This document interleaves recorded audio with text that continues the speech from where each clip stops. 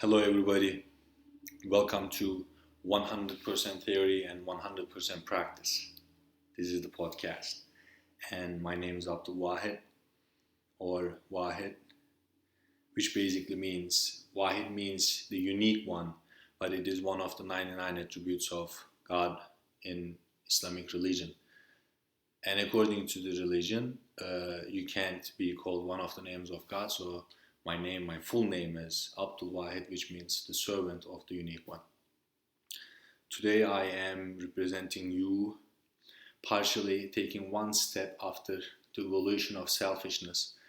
Basically, I will tie that concept to the evolution of the concept of self very briefly, and I will bring in the concept of how not knowing yourself actually creates extra suffering.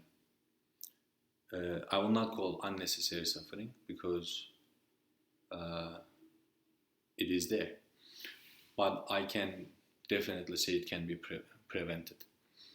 So, just to begin with, imagine a scenario in which you are in acute pain, and this could be uh, this could be an accident or anything. Like at the time, I had an accident and I injured my shoulder. Let's move from that.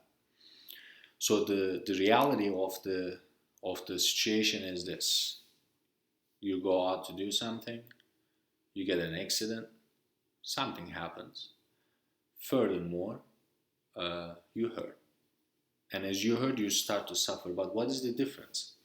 So the reality of the situation, the fact versus the perspective that we are talking about, and I'm going to say that the fact is just a fact, whereas the perspective can be very flexible.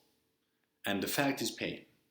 You hurt and you are in pain, you can't sleep, or you are just hurting, throbbing. That is the first pain that is unavoidable because uh, accidents happen.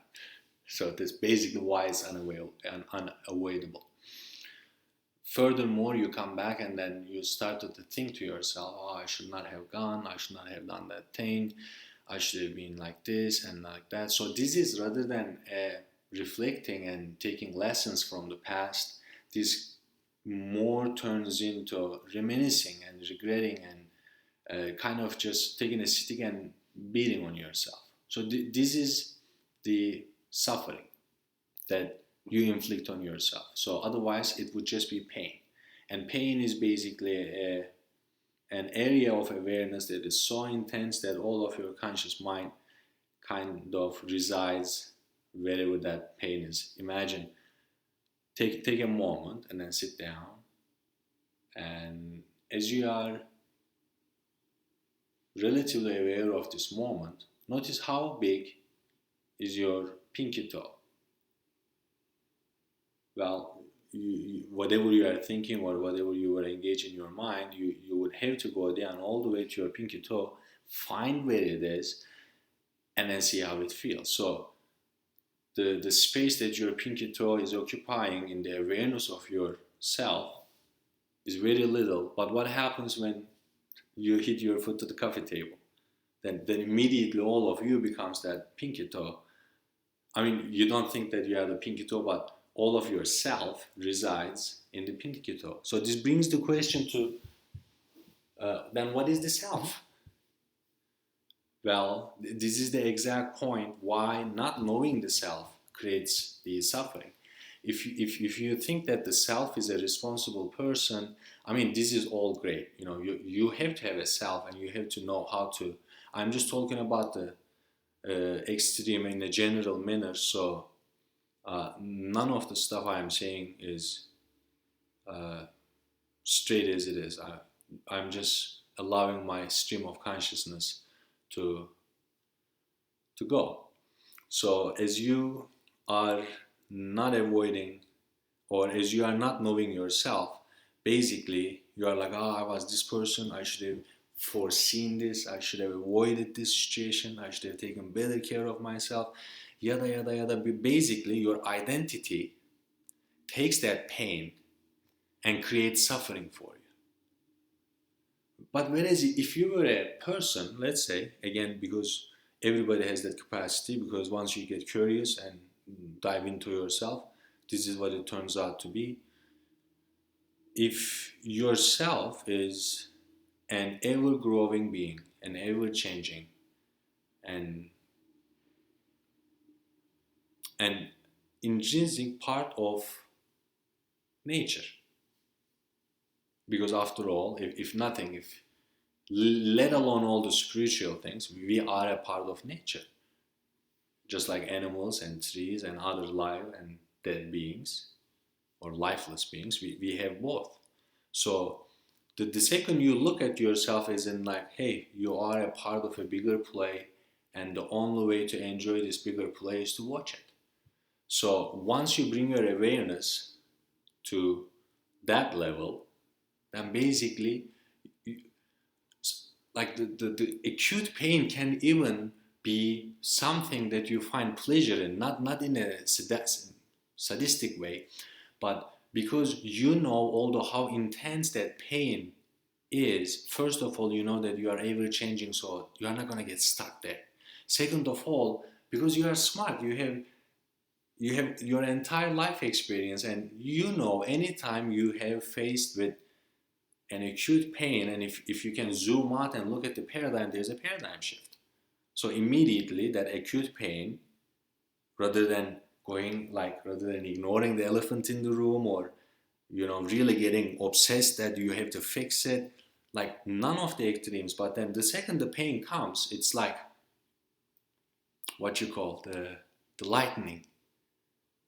It's gonna come down raining. So it's like it's an indicator. It is a messenger that, hey, like, great things or transformational things or a new perspective, a new change is on the way. Well, if you are like, oh, it was so bad, I'm glad I'm in pain, my life is going to change, that is still a preference. So if you take yourself away from it and then just look, well, maybe the storm is going to last for years. I don't know. It took millions of years to create this rocky planet that we can reside in. So you don't really have much say in how much pain is thrown at you. That is you and your test and your experience of life. But then it is up to you to turn that pain into suffering.